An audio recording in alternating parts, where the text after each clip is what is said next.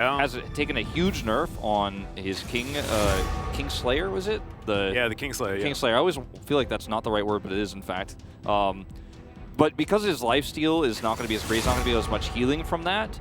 It's hard for Chovy to have those carry moments, right? We've seen him have on the Sylas, and I think specifically for the champion that he's playing a lot, and also for the playstyle that we've seen from Chovy and how much he's babysat on the Sylas, it's a huge nerf to Hanwha Life Esports in general right now, and something Live Sandbox doesn't have to consider that on a previous patch, they'd definitely be thinking about a lot. Yeah. Well, now Live Sandbox wondering what they want to be taking away next. Of course, focus on Deft, focus on Chovy. Does make a little bit of sense here as far as these bans. Aurelia may have been nerfed, however, she was overtuned to the point where that nerf probably ain't enough to bring her away from ban phases like this, especially against a player like Chovy. Trundle, I think, is a really smart ban against Hanwha Life Esports. Willa has been utilizing it beautifully to facilitate the rest of his team. It's going to leave Renekton available, and Morgan took a chance on whether or not they'd first pick it, and they're just saying, no, you can have Viego if you want it. We're taking the Crocodile. Yeah. Well, you know, it's interesting you mentioned Willer on the Trundle because it has been his most played, tied with Rumble, which is now completely absent so far from our first 2 games on this patch because of the changes to his kit. And we see a Lee Sin pick actually get really high up into this draft, and they'll pick the Varus up for depth early on, not telling us a whole lot about the style we're going to see from Hanwha Life Esports just yet. You know what? We haven't seen it yet today, but Croco, another one of those junglers on the top of the LCK, really good at Nidalee. I'm thinking that Renekton Nidalee could certainly be an option here, and I wouldn't hate it that much either. Yeah. No, I like Diana is also available and wasn't touched on this patch, of course, so certainly still a decent lock-in here. And also saves Fate just a little bit as well, because Fate now, whatever he picks is likely going to be giving up resources to Diana in the mid to late game, right? Yeah. Because Diana is likely going to be a large part of the carry material on Live Sandbox's side. So already very stable drafting here from Live Sandbox, which is what they've come to be known for. And unfortunately unfortunately for Hanwha Life Esports, there isn't a kind of catch-all pick you can grab here. The Ornn is going to be the path they take, but this is not a path you can just walk like the Leona is, where you just go, okay, well, this is the highest tier pick, and it's going to be good with no matter what. Ornn, now you have to draft around it. I mean, it does work. It does work relatively well into the Renekton. Unfortunately, it's a little bit face up, unless Chovy is going to go back to mid Ornn, which is something that he used to play quite a lot. True. Back in the day. I think most people would hate that, so I say it, you know, with a little bit of apprehension. I think that the problem with this Ornn pick is, like you said, it's face up, and you're telegraphing that you're going to try to now pick a mid laner that is going to empower a late game. Sylas is banned, but this might actually have to be a game where Chovy plays something like an Azir or a Victor, right, for this draft to really work out the way that it's now being planned and set up to be. And you're so trapped in this situation because you lost the Trundle pick, right? Now you have Morgan, who has a very narrow champion pool where he's found success. The Renekton's picked away early. It falls back to the Ornn we were talking about very early in the draft, but it's so easy to read this draft as Live Sandbox right now. I mean, if you ban away the Victor or the Azir here, you're limiting options, but obviously there are a lot more scaling champions Chovy could pick here than the Orianna. I think Ori makes the most sense. It's what Chovy has been spamming a bit in solo queue. Also had a phenomenal performance on it quite recently.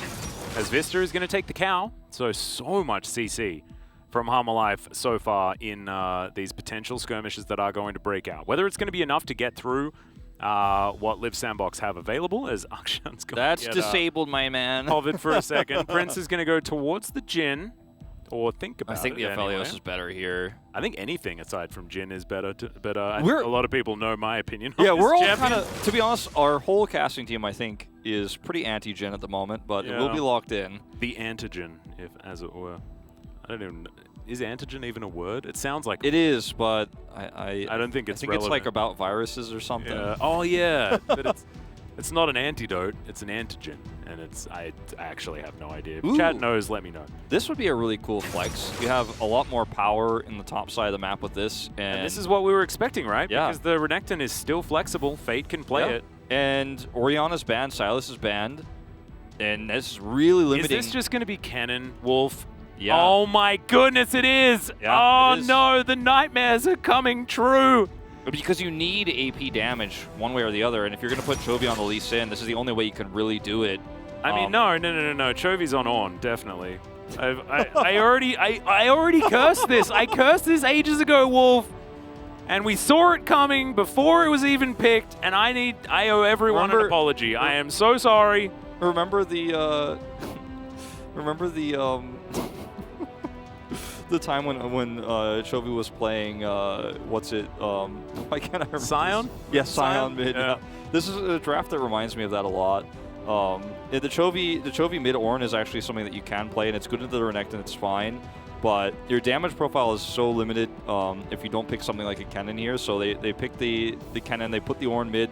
But the scaling argument that you have with ornaments is just like not really part of the equation in this game. Yeah, I mean, it's always going to be good, no matter what. It's always going to be a net positive to have ornaments, but it doesn't empower this composition, and it's scaling very well. Whereas the composition here for Live Sandbox has so much engage potential between the Camille, the Diana, you have a Renekton, so yeah, it's insane. I mean, Prince should never be in a position where he could actually be threatened, so I'm not worried about the Jhin in this comp, in this draft. He doesn't need to be on the screen. However, if there's ever a champion that can actually reach him while he's curtain calling, it's Ornn. So he is going to have to be a little bit careful. Also, Morgan is going to be constantly looking for those flanks. So we are going to be looking at Prince to try and make sure that he is in the safest possible position. Warding's going to have to be good.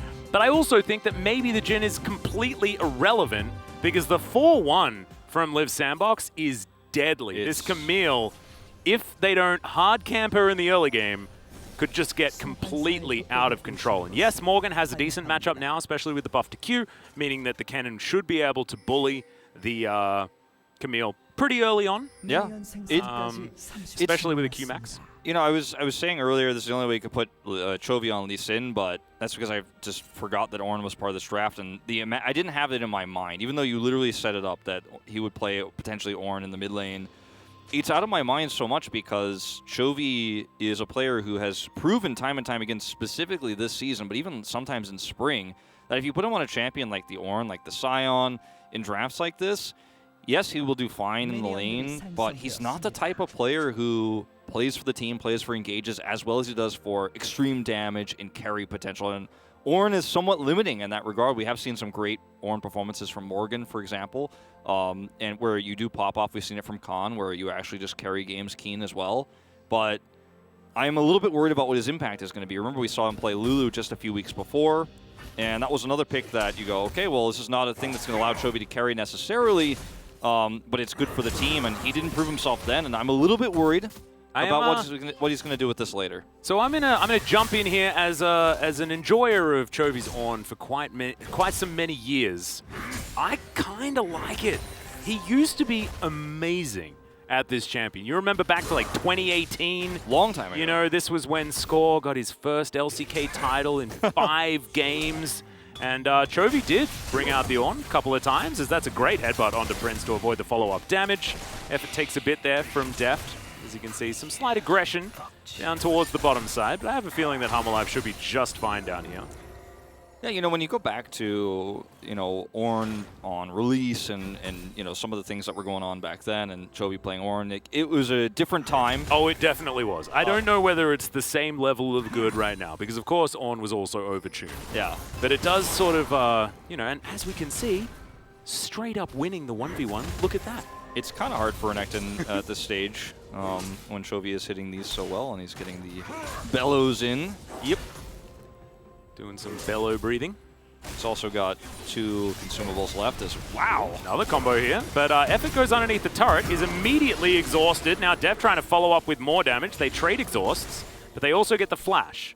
So Effort just a touch hyphy. Yeah, I'm gonna have to press the B button for a second. Yeah, that's the flash pole. Headbutt onto Prince. The turret isn't going to obey as they get the ward in, but it's too late to get the extra autos. But that is every single summoner spell gone in the bottom lane. Yeah, Deft has both still available. They have so much pressure now on the bottom side. If he dies there and Deft keeps both summoners and can get an early Dirk, this is actually just like a lost lane, but it's still going to be a nightmare now for Live Sandbox. Okay, so you can see Croco actually hovering in the area. Camille win rate in this matchup actually quite high. as we can see. 6-3 in favor of the Camille. Yeah, the Q damage here for the buffed cannon is going to make this a lot more fun to play on this current patch. Was always okay in the early laning phase. Yeah. The inevitability of the Camille was always a bit of the problem. Yep. You just start to get out of control. If you have help from your jungler, you can lock down post 6, any squishy target in the top lane, cannon included. So look out for that for Croco. Yep. Sort of like it's almost like a race or something like that. Because of course, if you're cannon and you're actually quite far ahead, you know, you trap cannon in there, he presses his R button, and then you're having a bad time. Yeah, it's really about that timing. Yep. As the last time we saw the Ornn was over a year ago. It was, in fact, Yukal, who was, of course, on Griffin at the time, playing it. This was certainly, it felt like a Griffin thing, but it was also a Chovy thing. As Effort going to rotate around, Vista has full information of this potential gank onto Chovy, who's still trying to act juicy, has that huge minion wave to gobble up as soon as that one heads towards the turret, but does mean that Live Sandbox do have a lot of control of the mid lane area. Yep, Chovy gonna miss a few of these, unfortunately. That's just how it goes. It's stacked up. Look at the stun to try to deny more. Yeah, that's how you frustrate Chovy, as Croco's gonna move around. Q is gonna miss there as Croco steals away the big Raptor. Bit of a whoopsie, bit unfortunate there for Willa. That's actually a huge play from Croco. Yeah. And the timing of that level 6 is getting near here for Summit. Always have to respect that. He's on the top side of the map. And I think Morgan really needs to be aware of this timing. And also Willer is going to kind of camp up there once he finishes his camp. We'll see if they actually commit. There's no scuttle. Actually, teleport here very aggressively. Okay, Morgan going to stop the back from Summit. See if they actually commit to this. Yeah, he does not have 6. Will is in the area, I believe. Should be able to spot out Croco. Yeah, gets the ward in. Throws a Q that misses, but does its intended job as the teleport back from Summit will allow him to pick up this wave quite comfortably. Yeah, and that means 6 for Morgan first, and crisis averted potentially there on the top side of the map. Yeah. He's got the Conqueror cannon as well, which is kind of cool. A Yeah. bit more brawly as Deft avoids the W from Prince.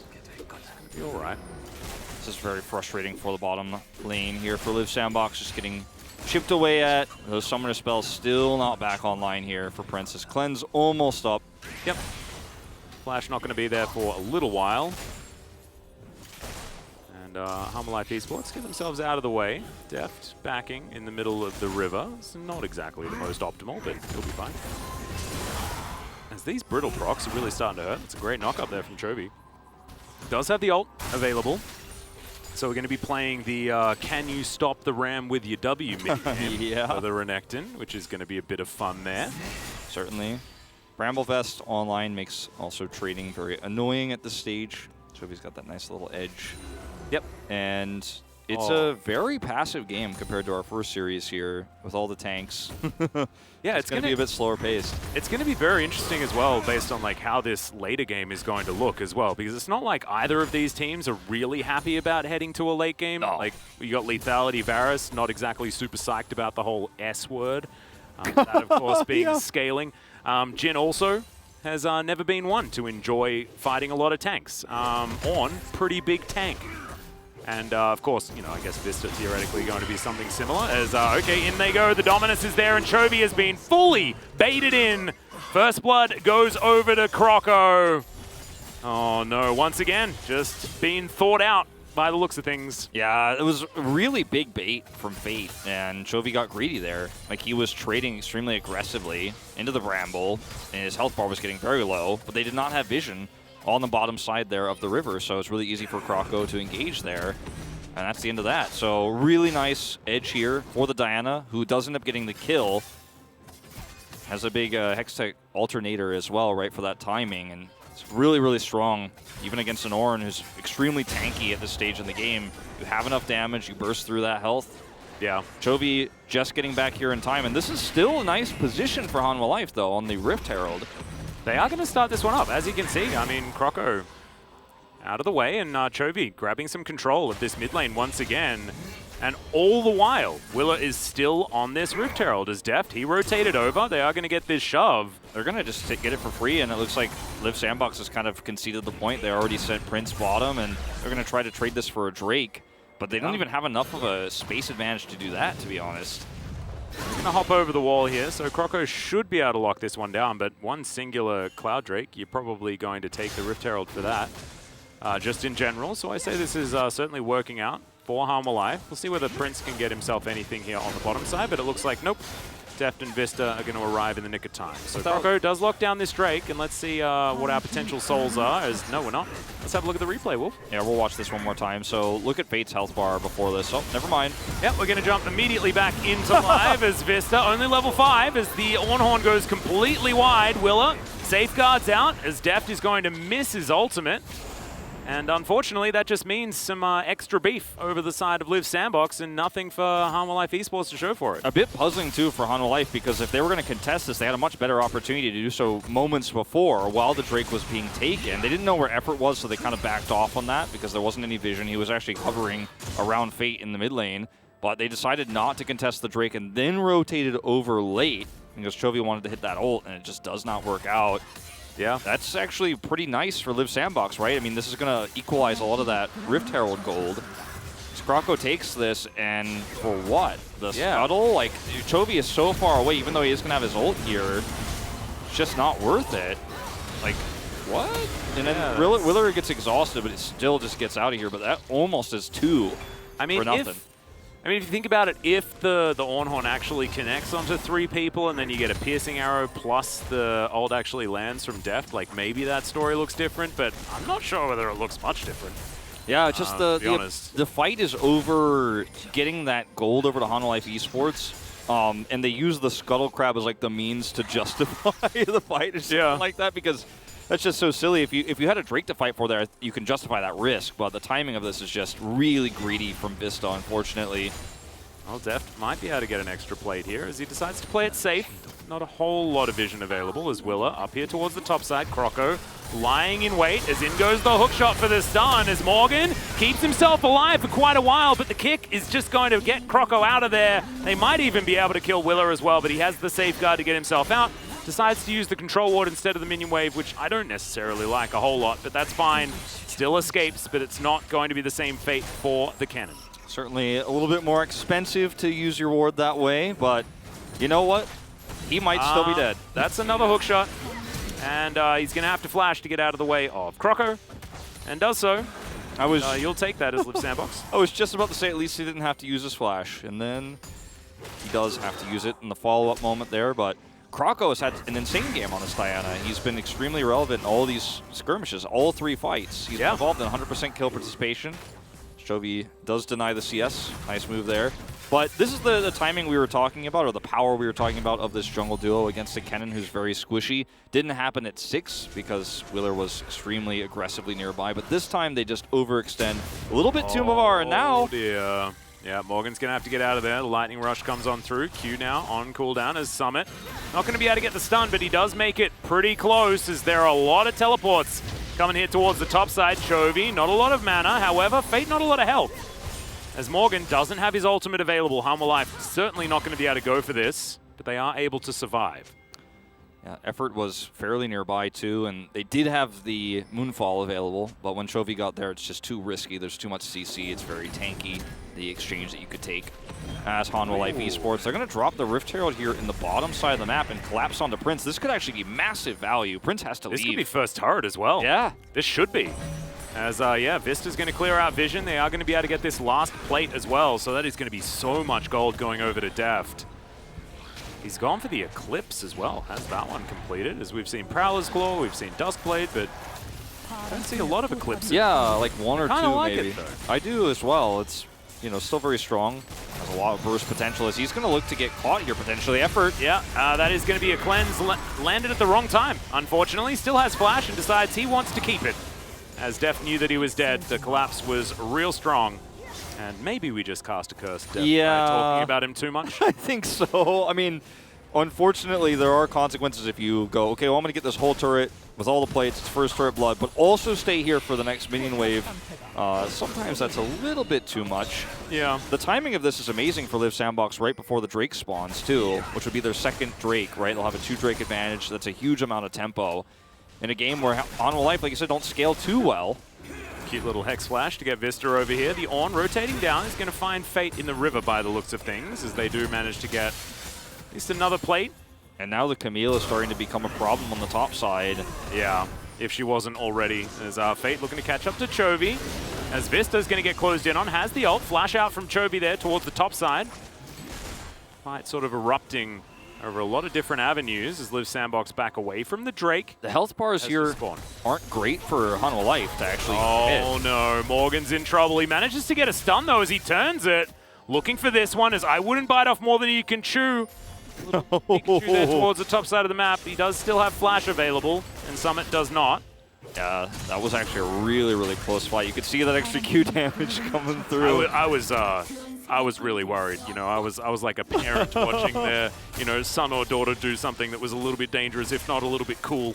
But the end result here is the Drake does go over to Live Sandbox. They have a massive lead in terms of the gold in this game. And this is where things start to get a little bit out of hand. This is a really nice combo here with the Camille. And this is a matchup where you can just get abused if the jungler caps the top side of the map, which is what we see repeatedly happen there. So unfortunately for Morgan, he's just really having some struggles. As Deft stays here for this extra minion wave, is punished.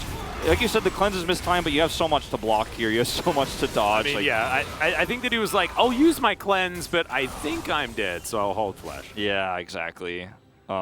Second Rift Herald now is a fight that Hanwha Life Esports are really going to struggle to take. Yeah, I think this game is certainly getting harder and harder and harder as the game goes on.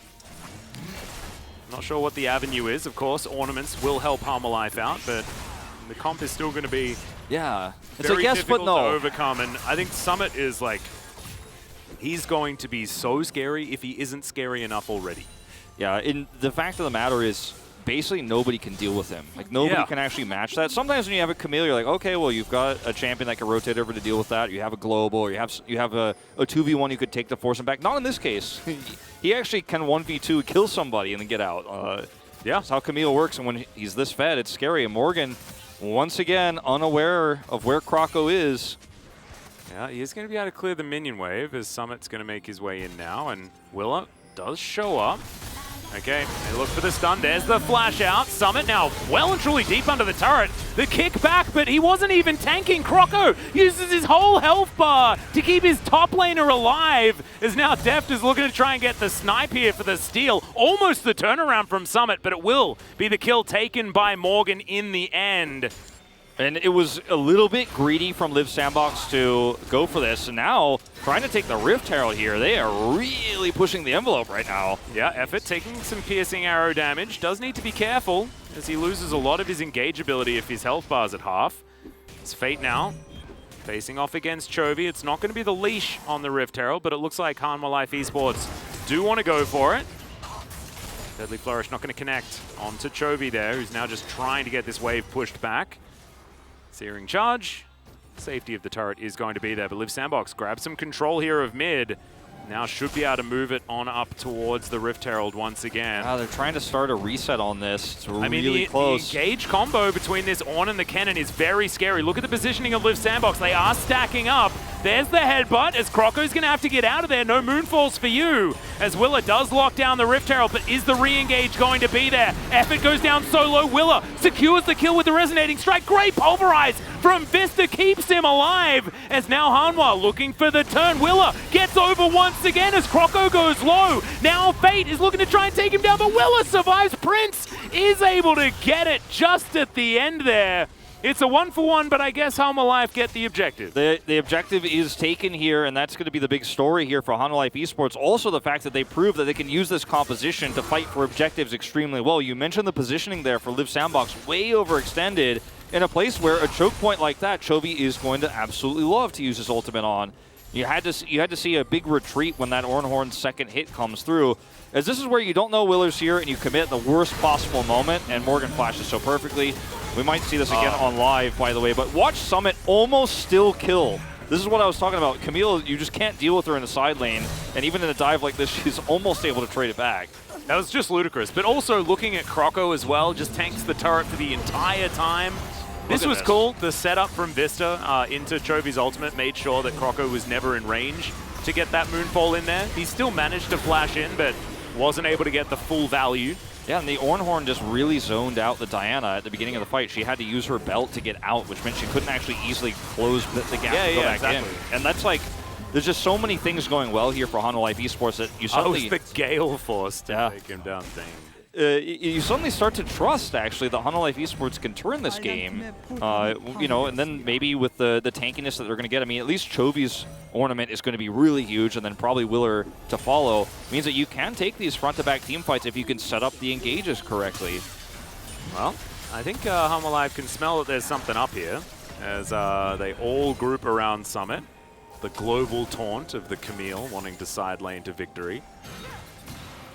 As Liv Sandbox waiting for this Ocean Drake to spawn. That is Soul Point available on the table for Liv Sandbox. A lot of brushes for everyone to be hiding in as the Rift Herald goes down. It's going to be wandering a long way down the bottom lane. Liv Sandbox, I think, should play. Can start giving this up. They're going to lose so much for it. Call is certainly odd. Yeah. Not sure why that button was pressed, as Chovy is going to get his first ornament. Hits level 13. Has to flash out of the way at the hook shot, though. Ooh, they're really just trying to push the issue here. Liv Sandbox, and I think after the Chovy flash, and you know exactly where he is, I think you might be able to go in on this. Yep. Chovy going to be able to get the Searing Charge knock up there onto Summit, whose tactical sweep doesn't exactly do that much. Renekton has to go deal with the charging Rift Gel. This is why I just thought, okay, you probably have to back off of this one, Liv Sandbox. Now they're grouped. You can't win this. You've got to go get other objectives on the map. It looks like they're going to try and trade for a turret, but unfortunately they don't have any minions there, so that is going to be Willa locking down the Drake. And the war of attrition won by Hanwha Life Esports, coming out victorious in the River Ram that we like to have here in the LCK. Bit of a greedy back from effort, but he will get away with it. Yeah. A little bit of pushing power here for Summit, but he's not going to be able to stay for very long because he's going to get collapsed on. Will also probably have to back right away, and in fact does. Yep. They are able to ping out the vision. But that was a scary moment for Liv Sandbox. That's a fight if you try to force that, where you also lose the Drake, but also lose the team fight, and then the Rift Herald gets a ton of extra gold going over to Willer, and it's a nightmare, right? Like, you are trying to maximize value and play extremely greedy in that moment. Even though you got Chovy's flash, I think you still have to back away because the consequences of losing that fight are so high. And considering that you already have a 2 Drake lead, you don't mind giving up the solo Ocean, as you mentioned earlier, as much. Like, there's... No. You don't want to throw away your whole advantage for that. I mean, you do want to avoid Hanwha Life getting 4 Ocean Drakes. I think that, you know, if an Ornn has 4 Ocean Drakes, it's just going to be very difficult to kill. Not to mention everybody else on the team also. Infinite piercing arrows sounds like something that's a little bit frustrating to deal with. And also, Hanwha Life Esports, they want to deny these, right? Because they want to allow Deft to get as much poke damage across as possible. Liv Sandbox far more of that all-in style composition. Get the Crocodile in there, get some Moonfalls, try and Hextech ultimatum someone into a good position. It's type of thing. It's really interesting to see what Chovy is going to empower next, actually, with this Ornn, because I'm kind of leaning towards the front line, actually empowering Willer's Gore Drinker second. The Gore Guzzler? Yeah, but there's an argument to be made for both the Kennen and the Varus as well here. Varus going to have a lot more poke. But he could make a Syzygy. Yeah, and that's the coolest name ever. It is the coolest name ever, so he's got to give it to Deft first. Let's look for level 14. He does have it, as Willa is going to get it. So the Gore Guzzler comes in. Yeah, that's what I would have done. I think that's how you win It does remind me of Mad Max Fury Road, which kind of makes me happy. I really liked that movie. That's the way that you have this really strong front line, empower the Varus, empower the Kennen, who can flank and ult into a team fight. Yeah. As Liv Sandbox trying to get some control over this barren area. Effort taking a bit of damage from Deft right now, who with his extra serrated Dirk is starting to hurt.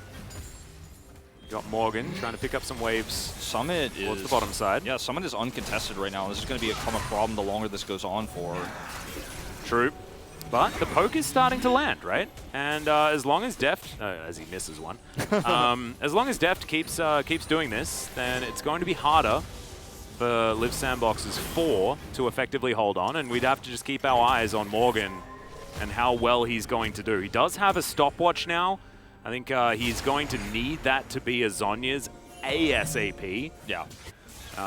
So he can at least stop a few of these Hextech ultimatums from being a gigantic problem. Yeah, not to mention that, you know, of course he can use that stopwatch in this upcoming fight with his ultimate to have a hard engage that doesn't really have an easy punish. Yep. And so that's a huge spike for him actually to have that, but the Zhonya's is going to be the bigger one once we do get to that stage. We're still a minute and a half away from that Drake fight. And, I mean, we are 24 minutes into the game. It's a very low kill game, so it doesn't feel like we're that far in, but neither of these teams have the damage to actually start a Baron right now because they're very awkward compositions that are so reliant on chaining CC together.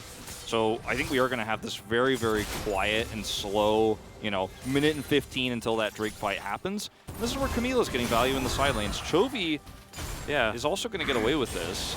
I always find it so interesting, right, when you've got a split pusher that's so inevitable, especially in a game like this Camille.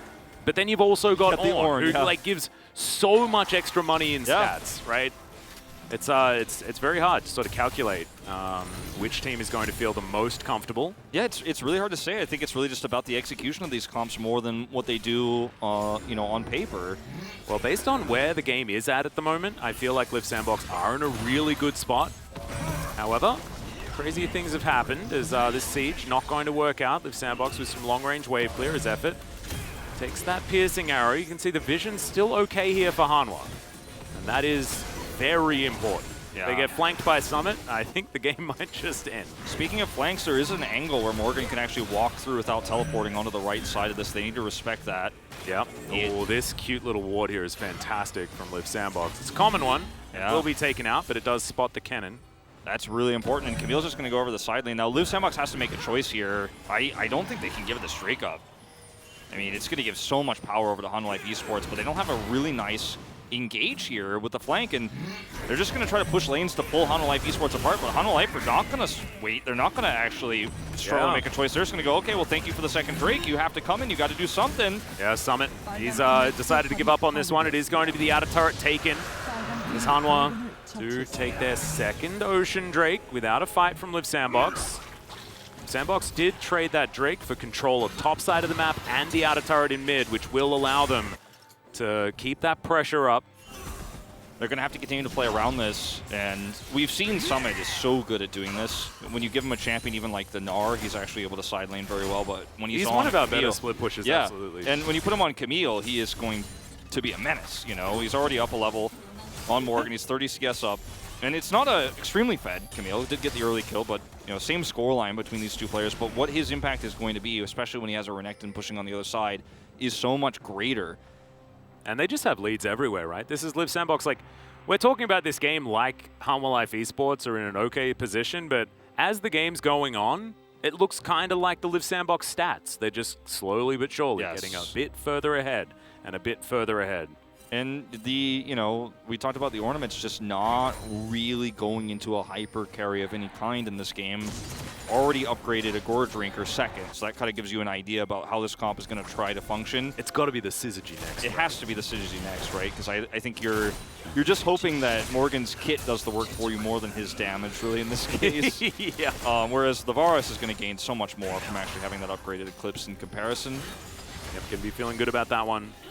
Not a whole lot of armor that's going to be built this game by the members of Liv Sandbox, so the Lethality Varus probably going to have a slightly extended use-by date as Willa moves down here towards the bottom side, but Summit is going to be playing pretty reserved, gets himself out of the way. You can see Liv Sandbox with so many control wards towards that mid lane, making sure that Prince has as much space to work with as possible. Serpent's Fang completed for Deft, so has his 3 items, but they're a bit cheaper than what Prince has been putting together. Oh, the split pushing has been great. We've been talking about it a lot. They've been able to get a little bit of small advantages on the map. They've been able to look at the vision, like massive vision advantages. Yep. But they still haven't been able to turn that pushing power into a team fight win. And eventually you will have to fight Hanwha Life Esports. You can't put it off forever. And the next streak is going to be the soul point. So you still have a little bit more time. Okay, they do not have vision of this. They had vision everywhere else. Yeah, that's just going to be the Baron started. All right, Curtain Call just to try and spot what's going on as effort moves on over. The Baron's down to half health. Only 4 members here, of course, as now Morgan going to be moving back towards the base. Fate getting pushed out. Willis still on this one as Croco. He can steal this one away. We know that Sandbox very happy to steal as Deft immediately cleanses. He's going to go golden as well as Chovy gets on in here. Can they keep their Varus alive? No is the answer as Croco just eliminates him. Now Morgan finds the ulti. That's going to be on to 4 members. Goes golden at the very end as Willis trying to keep himself alive. Dives back forward as well as Chovy trying to keep that fight going, but it does not work. Summit is just invincible this game, and that is going to be the ace. Liv Sandbox, I think, have hit critical mass, and Hanwha, they couldn't stop it. No, certainly not. And this is what I was talking about. Eventually, you have to 5v5 fight. Eventually, you will have to fight Hanwha Life Esports. And my biggest concern for Sandbox was that they weren't able to actually use their pressure to collapse in and punish. But this time, it's the Baron itself that sets up the perfect fight. And look at Croco's positioning here. He's got the long wraparound, and as soon as they actually have the engage here, Hanwha Life Esports does, it gets turned on its head in an instant. And yes, we do see the very late Morgan ultimate coming through here, which is on to 4, but the fight is already over. It's too little too late, and yes, Chovy gets the big knock-up, but there's no damage, there's no follow-up. They killed the Varus immediately. That's all they needed to do. That's going to be a Baron going over to Liv Sandbox here. Should be the 3rd Drake as well. Yep. And things have never looked better in this game for Liv Sandbox. Drake's not up yet. Still a minute to go on that one, but it should be guaranteed. Yeah, look at that spike. Oh my goodness, it's like a daredevil jump, you know? And I respect Hanwha Life Esports' choice to try to start the Baron without any vision. But as soon as the Jhin ultimate comes through, I think you really have to get scared. Okay, they definitely know we should probably back off of this because the risk is just so insanely high. So volatile. To lose a fight like that, you lose the game with it, basically. Like, there's almost no way to come back. Warmog's got built for Chovy. Yeah. That plus the Ocean Drakes are really starting to be pretty valuable for him. What about the Syzygy power spike, though, Wolf? Yeah, it's, you know... It probably doesn't do a whole lot. It's the best option for them to upgrade, but it's still not amazing, you know? Which I think is what you're saying in a less than realistic tone, like a little bit more sarcastic, I suppose, but... Yeah. I mean, it's still a big spike, but it's not going to save you. Well, Summit, going to get collapsed on by a few members of Hanwha Life, but is going to be absolutely fine. The rest of Liv Sandbox just going to say, well, there's no one here guarding the front door, so we're just going to head right on over. They take down the turret pretty comfortably. There's Chovy looking to try and grab himself a kill onto the Crocodile, but, I mean, it's going to just take a really, really long time for any of this to really happen, as I think Fate pressed his W button, but not actually able to utilize that. Yeah. Doesn't have his stopwatch, so Fate is trying to bait this because his teammates are running. Like, he actually is like, come at me, Chovy, in effort, and Prince are rotating over. Yeah. We do have the Ornhorn coming out. Okay, let's see if we can find it. Oh, very delayed. Does manage to lock that one down. Chovy's really dead as the Drake is taken by Liv Sandbox. Vista now getting turned on. And I'd like to say that Chovy gave his life up for something bigger. But sadly, you can't. Yeah, can't really. I gotta say, you know, this goes back to what I was saying about putting Chovy on this ore, and he's played it out pretty well, but your impact is always going to be lower than what Chovy has done for us in the past. And I was the one to say, we have to see them try the Lulu, we have to see them change things, but not when your playoff life is on the line, right, in a series like this. Yeah. And the answer to the Camille just wasn't really there, right? This Liv Sandbox comp, once again, so stable in the pick and ban, and it's just continuing to be a Liv Sandbox that not only picks really well, but plays to their win conditions so beautifully. And I don't think that this game was ever in a position that Liv Sandbox weren't extremely comfortable with. Yeah, no, exactly. There was the one team fight they messed up, but that was kind of an overextension, and besides that, choke point, which was not even a crushing victory for Hanwha Life. You know, it was kind of a trade that they traded up on. But besides that fight around the Rift Herald pit, there was just never a moment where they could fight 5v5. They just chose not to. Well, I wouldn't say they chose not to. They were forced not to because the side laning was so good for Liv Sandbox, right, with this composition. And they gave Liv Sandbox a 5v5 out in that Baron attempt because they stayed. And that was the last nail in the coffin. And we're just going to watch this game eventually end now. I mean, Hanwha Life can have a miracle team fight. There's a way back into this, but I can't see it, man, even if I look deep in the telescope, you know. Under the microscope, I'm like, still not seeing it. Well, at least we do have the dash cannon upgraded, the dash artillery. Yeah. Or something. The What's an upgrade of a belt? the rocket trebuchet. I don't know. Trebuchet is probably not an upgrade. An ancient weapon may not do quite as much. Wow, that dancing grenade did a lot of damage. Look at those items. He's pretty fed. Yeah, he's pretty big. As he's going to have to cancel. As Prince is going to get knocked up there.